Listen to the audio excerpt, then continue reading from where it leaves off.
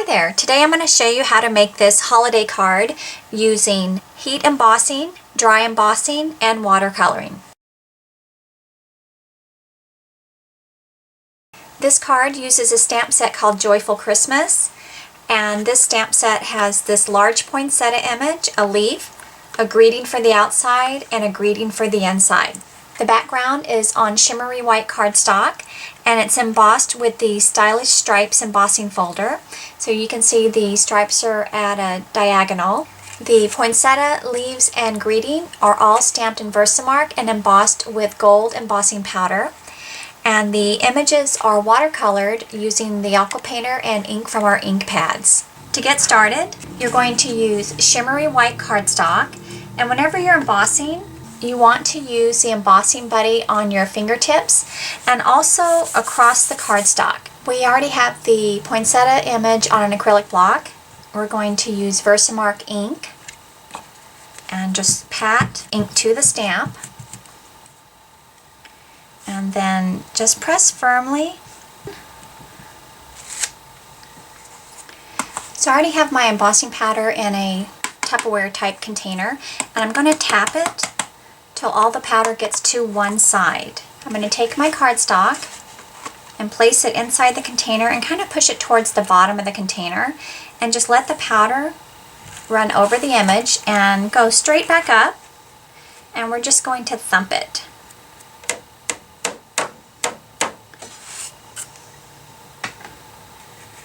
And you can see we have our image ready to heat set with the heat tool.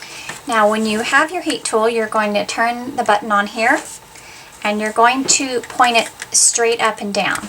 And I don't wiggle when I emboss. I hold it pretty steady. So we'll go ahead and emboss this image here.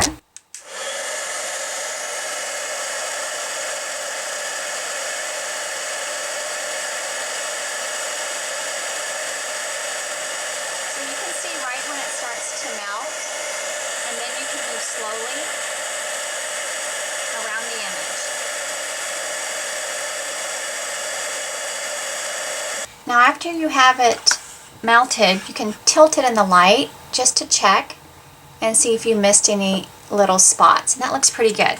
So the next thing we're going to do is watercolor this image, and I'm going to use cherry cobbler ink. We're going to squish the ink pad.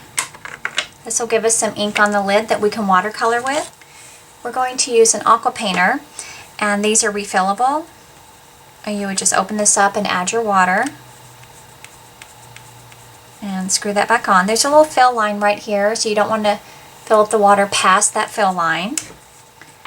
You can give a little bit of a squeeze, and you'll see the water fill in this little area right here. See right there how that got darker? So the water goes from here to here to here. So you want to make sure it's not dripping wet, but you do want it fairly wet for watercoloring. The reason I chose the Shimmery White cardstock for this project is it's a little bit thicker than the Whisper White, and it also has a little bit of a sparkle to it.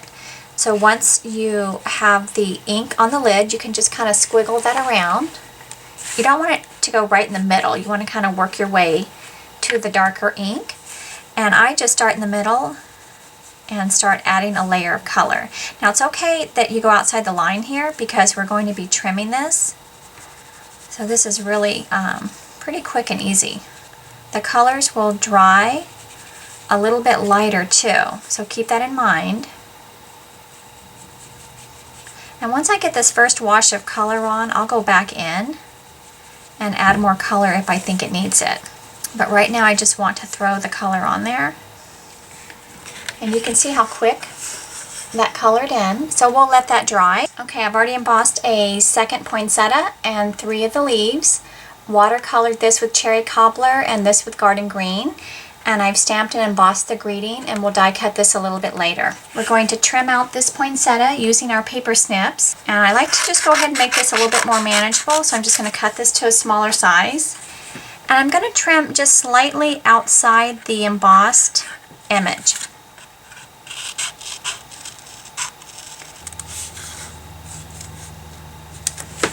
We're going to go to the second one, and we're only going to cut out the center part here. But I'm going to save the outside part and show you how you can add a third layer if you want a really full poinsettia. And I'm going to cut right up into here. So I'm going to go right between these two petals. And I'm going to cut a little bit closer to this center petal. You need to give yourself some room in the middle. So don't cut too close in the middle, or your petals will start to fall off.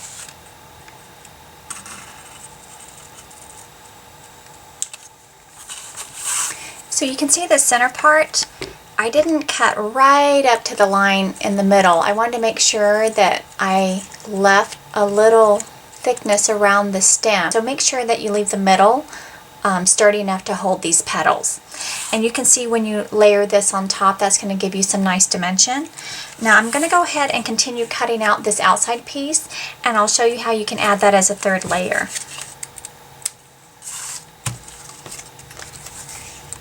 So we now have all the poinsettia pieces cut out, and on my sample I only used these two.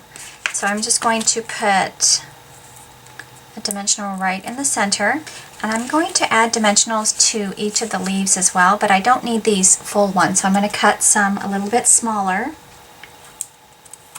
and then I can place this right down here. Now I do line it up exactly over the center image.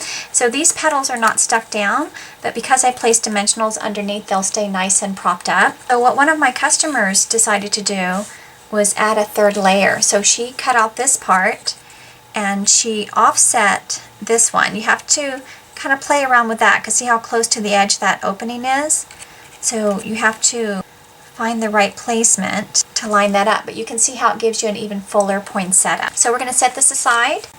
I've already embossed the front of the folded Shimmery White cardstock with the Stylish Stripes embossing folder, so it gives us some nice texture and a perfect background for our poinsettia. So we're going to layer everything with dimensionals, and I'm only going to use the full-size poinsettia and the little center here.